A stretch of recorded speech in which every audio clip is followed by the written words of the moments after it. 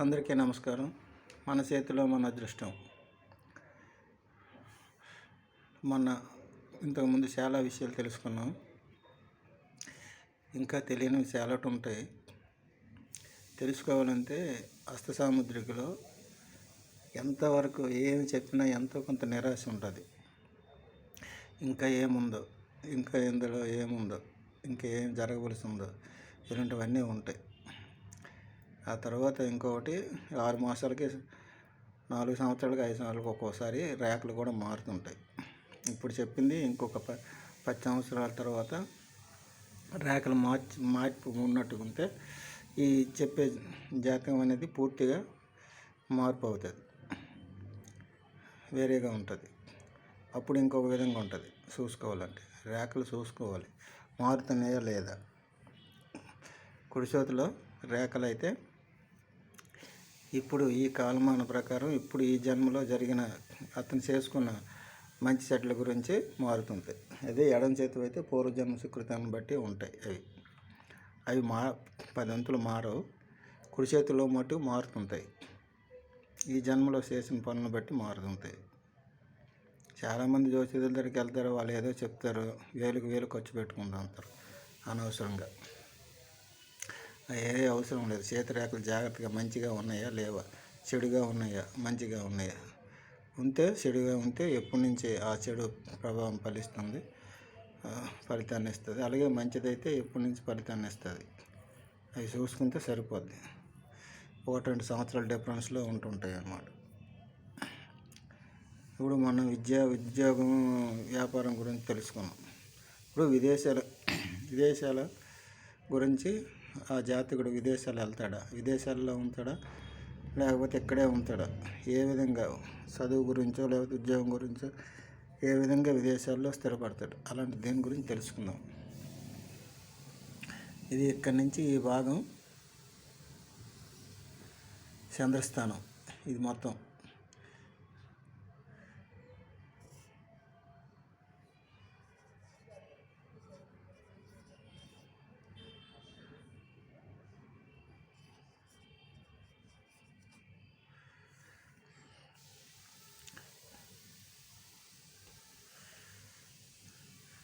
ఈ భాగంలో అడ్డురేఖలు ఎక్కడున్నా అడ్డురేఖలు మంచిది కాదు. చెడ్డ ఫలితాలను ఇస్తుంది. లేకపోతే నష్టాన్ని కలిగిస్తాయి. లేకపోతే ఇంకొక విధంగా ఏదో ఒక కష్టాన్ని కానీ నష్టాన్ని కానీ కలిగిస్తుంది. కానీ ఇక్కడ ఉన్న అడ్డురేఖ మట్టుగా ఈ చంద్రస్థానంలో ఉన్న అడ్డురేఖ ఇలా ఉందనుకోండి, ఇది మట్టుగా కష్టాన్ని నష్టాన్ని కలిగించడం కాదు. ఇది విదేశ యోగం, విదేశ గమనం, విదేశాలకు వెళ్ళడం అన్నమాట.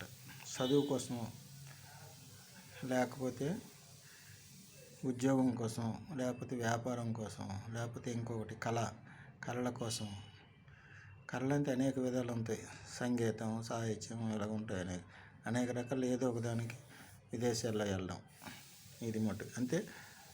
ఇక్కడ ఉన్నది ఎక్కడ ఉంటే అక్కడి నుంచి వేరే దేశంకి, అమెరికాలో ఉంటే ఇండియాకి, ఇండియాలో ఉంటే అమెరికాకి, రష్యాలో ఉంటే అమెరికాకి, అమెరికాలో ఉంటే రష్యాకి, జపాన్లో ఉంటే లండన్కి, అలా ఆ విధంగా దేశాలు మార్పిడి అన్నమాట. ఏదో ఒక దేశం చేంజ్ అవుతుంటారు, ఉన్న దేశంలో ఉండరు. ఇంత పెద్ద రేఖ ఉండాలి. ఈ రేఖ వచ్చి ఈ జీవిత రేఖ తగిలి ఉండాలి. అంత పెద్ద రేఖ ఉన్నట్టుగా ఉంటే గ్యారంటీగా విదేశాల్లోనే స్థిరపడతాడు. ఏదో ఒక విధంగా వెళ్ళి విదేశాల్లో స్థిరపడతాడు స్థిరంగా. అదే ఒకవేళ చదువు లేకపోయినా వాళ్ళ కొడుకులు, పిల్లలు, ఎవరో అన్నలో ఎవరో ఒకరు ఉద్యోగస్తులు విదేశాల్లో ఉంటే వాళ్ళనే వీళ్ళని తీసుకెళ్తారు. ఈ రేఖ ఉన్న వాళ్ళని అక్కడికి తీసుకెళ్తారు. అది ఈ రేఖలే. నాకు చదువు లేదు కదా, విదేశాలకు ఎక్కడికి వెళ్తానా, నాకు వీసా రాదు, పాస్పోర్ట్ రాదు, ఇవన్నీ అనుకోక్కర్లే. కంపల్సరీ ఈ దేశాలకు ఎవరో ఒకరు తీసుకెళ్తారనమాట, చదువు ఉన్నా లేకపోయినా ఏదైనా. అది ఈ రేఖ ఈ విధంగా ఉంది. కొంచెం ఉన్నది అనుకోండి, చాలామంది కొంచెమే ఉంటుంది, అంత ఉంటుంది అనుకోండి, మరీ చిన్నది. అలాగున్నట్టుగా ఉంటే కొంచెం దూరం ప్రయాణాలు, ఒక ఒక స్టేట్లోనో ఒక జిల్లాలోనో ఎక్కడైనా దూరం ప్రయాణాలు అనమాట. ప్రయాణం అంత ఉద్యోగ మూలంకో లేకపోతే ఇంకో మూలంగా రోజు ప్రయాణాలు అనమాట. వ్యాపారం మూలంగా అది ఒక స్టేట్లోనే ఒక జిల్లాలోనే కానీ ఒక స్టేట్లోనో 2-3 జిల్లాలోనే ఎక్కడో దగ్గర ఒక స్టేట్లోనే ప్రయాణం చేస్తుంటారు. నిత్యమును ఇంటి దగ్గర ఖాళీ కూర్చోరు అనమాట. ఏదో ప్రయాణం ఏదో ఒక విధంగా ఉంటుంది. ట్రైన్లో జర్నీ రోజు ఎంఎస్టీ తీసుకొని రోజు ట్రైన్లో వెళ్ళడం, బస్ టికెట్ నెలవారీ తీసుకొని వెళ్ళడం, బస్సులో ఏదో ఒక విధంగా ప్రయాణం, దగ్గర ప్రయాణాలు అనమాట. లేకపోతే యాత్రలు ఏవో ఒకటి. అది ఈ రేఖ ఇలాగ కూడా చెప్పాను కదా, విదేశాలకి ఇంతవరకునే విదేశాల్లో వెళ్ళడం అవుతుంది. లేకపోతే ఇక్కడి నుంచి బయలుదేరుతుంది. ఇక్కడి నుంచి బయలుదేరి ఇలాగ కూడా ఉండొచ్చు. ఒక రేఖ అందరికి ఒకలాగా ఉండదు. ఇటు నుంచి కూడా బయలుదేరుతుంది.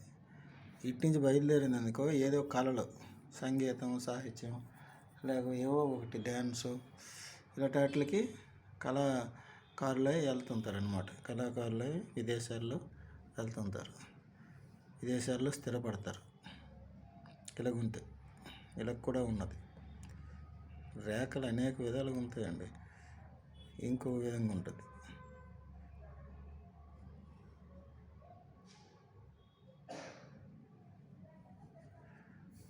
ఇలా కూడా ఉంటుంది. అక్కడి వరకు వచ్చి అక్కడ ఆ విధంగా ఉంటుంది. ఇటు శుక్రస్థానంలో సగభాగం ఉంటుంది, చంద్రస్థానంలో సగభాగం ఉంటుంది. ఇది కూడా విదేశాల్లోనే స్థిరపడతారు. కంపల్సరీ విదేశాల్లోనే ఉంటారు, విదేశాల్లోనే స్థిరపడతారు. అన్ని విదేశాల్లో జీవితం అంతా విదేశాల్లోనే ఉంటారన్నమాట. ఏ విధంగా కానీ విదేశాల్లో ఉంటారు. ఈ విధంగా ఉంటాయి. చూసుకోండి, రేఖలు ఉన్నాయో లేవో చూసుకోండి. ఈ విధంగా ఉంటుంది. ఇలాగున్న విదేశాల్లోనే. ఈ విదేశాల్లోకి ఇలాగుండి ఇక్కడ ఒక త్రిభుజం ఉన్నదనుకోండి. ఏ విధంగా ఎక్కడున్నా ఒక త్రిభుజం ఉన్నదనుకోండి. ఇంకా విదేశాల్లోనే ఉండి అక్కడే భూములు కొని, అక్కడే ఇల్లు కొని, అక్కడే మొత్తం టోటల్గా వాళ్ళ పిల్లలు మొత్తం అందరూ విదేశాల్లోనే స్థిరపడతారు. అలాగున్నట్టుగా ఉంది. విదేశాల్లో ఉద్యోగం, ప్రమోషన్లు అన్నీ రకరకాలు వస్తుంటాయి అన్నమాట. అవి ఏ పని చేస్తే ఆ పని మీద త్రిబుల్ లాభాలు వస్తుంటాయి. ఆ ఒక్క త్రిభుజం ఉంది. త్రిభుజం ఏ రేఖ మీద ఉన్నా ఆ రేఖ ఫలితాన్ని ఇస్తుంది. ఇక్కడున్న విదేశాల్లో వాళ్ళు స్థిరపడి మంచి భూములు కొని, ఆస్తులు కొని అన్నిటికి ఉపయోగపడుతుంది అన్నమాట. ఆ విధంగా ఉంటుంది త్రిభుజం ఉంటే. ఇంకా అడ్డు రేఖలు ఉండకూడదండి. ఈ త్రిభుజం మీద దీని మీద అడ్డు రేఖ ఉండకూడదు.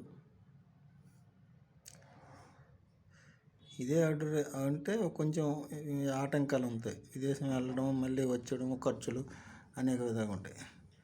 ఇదే రేఖ ఇలాగున్నది అనుకోండి, ఇది అడ్డు రేఖ అవ్వదు. ఇది తిన్నగా అది బుధస్థానాన్ని చూపించి వెళ్ళిపోయింది అనమాట. మీదకి రేఖ వెళ్ళిపోయింది కాబట్టి అడ్డు రేఖని దానికి అనుకోరు. దానివల్ల నష్టమేమి ఉండదు. అలాగుంటే కొన్ని ధనరేఖ ఉంటుంది.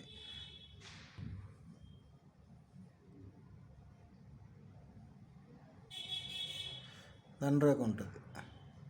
ఎక్కడి నుంచి బయలుదేరవచ్చు, ఎక్కడి నుంచి బయలుదేరవచ్చు ఇలాగ ఉంటుంది. ఇది అడ్డు రేఖ అవ్వదు.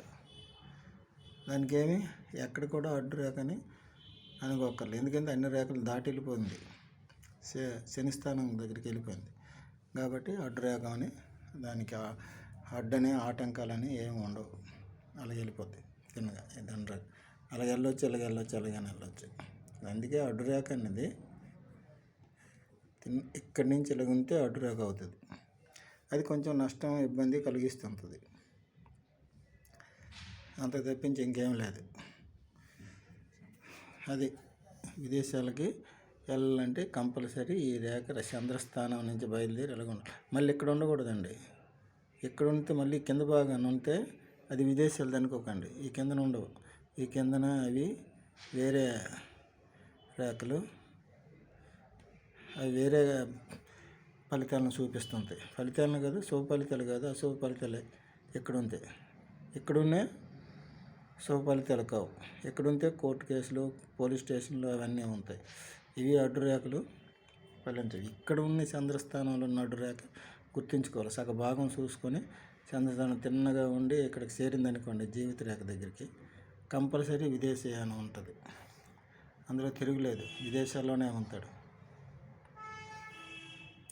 కానీ ఇటు అటు ఉన్నాయి పర్వాలేదు. ఇక్కడ ఉంటాయి అనుకోండి, అవి 2 రేఖలు ఉంటాయి, అవి వివాహ రేఖలు. అవి మిగతా రేఖలు ఎక్కడున్నా అడ్డు రేఖలు అవి నష్టాన్ని కలిగిస్తాయి. నష్టము కష్టము 2 అన్నతో ఉంటాయి. అదండి విదేశాల రేఖ. ఇంకో దానిలో ఇంకోటి తెలుసుకుందాం. అందరూ మీ అడ్రస్ చెప్పండి, మీరు ఎక్కడ ఉంటారు చెప్పండి, కలుస్తాం అనుకుంటారు. ఎందుకు చేతి రేఖలు చూసుకుని సరిపోద్ది. ఎక్కడుంటే కలుసుకొని 5,000 10,000 ఖర్చు పెట్టుకొని ఎక్కడికి వెళ్ళి చూపించుకుని అదే చెప్తారు. ఎక్కడికి వచ్చినా ఇదే చెప్తారు చూసింది. అందుగురించి దాని గురించి మీరేమి అడ్రస్లు చెప్పండి, ఇవి చెప్పండి, అవి చెప్పండి అనేసి మెసేజ్లు పెట్టవసరం లేదు. ఇక్కడ ఉంటే ఎలాగ చెప్తానో వచ్చినా అంతే చెప్తాను. ఉన్నదే కరెక్ట్గా చెప్తాను. ఎంతోమంది వేల మంది చేతులు చూశాను. అందరూ పెద్దవాళ్ళు ధనవంతులు ఎలాగవుతారు, ఒకవేళ రేఖలు లేకపోయినా భాగ్యవంతులు అయిన వాళ్ళు ఉన్నారు. అన్ని రకాల అన్ని విధాలు అయిన వాళ్ళు. ఎందుకంటే గ్రహాలు, చేతిలో గ్రహాలు ఉంటాయి. ఇది గురుగ్రహము, శనిగ్రహం, రవిగ్రహము, బుధగ్రహం, చంద్రగ్రహం, శుక్రగ్రహం, రాహుగ్రహం, ఇలా గ్రహాలు ఉంటాయి. గ్రహాలు అనుకూలించాలి. కేతుగ్రహము, ఇలా ఈ గ్రహాల్లో అనుకూలించినట్టుగా ఉంటే ఈ రేఖలు, చిన్న రేఖలన్నీ, ఈ ఉపరేఖలు ఏవి, ధన రేఖ కానీ, విద్య రేఖ కానీ, ఇంకా వ్యాపారం ఏ రేఖలు లేకపోయినా వాళ్ళకి అనుకూలిస్తుంటుంది. ఒక్కొక్కరికి 3 రేఖలు ఉంటాయి. 3 రేఖలు కంపల్సరీ ఉంటాయి. ఇలాంటి అందరికీ ఎవరికైనా ఉంటాయి. జీవిత రేఖ ఉంటుంది, బుద్ధి రేఖ ఉంటుంది, హృదయ రేఖ ఉంటుంది. ఈ 3 కంపల్సరీ ఉండవలసినవే. అవి లేకపోతే ఇంకా మరి ఆయా భాగాలు పోయినట్టుగా. జీవిత రేఖ లేకపోతే ఇంకా జీవితం లేని మనిషి పుట్టినప్పుడే చచ్చిపోతాడు అనమాట. అందుచేత జీవిత రేఖ కంపల్సరీ ఉండాలి. బుద్ధి రేఖ లేకపోతే అసలు బుద్ధే ఉండదు. బుద్ధి రేఖ ఒకవేళ ఎంతో కొంత ఉంటుంది అనమాట.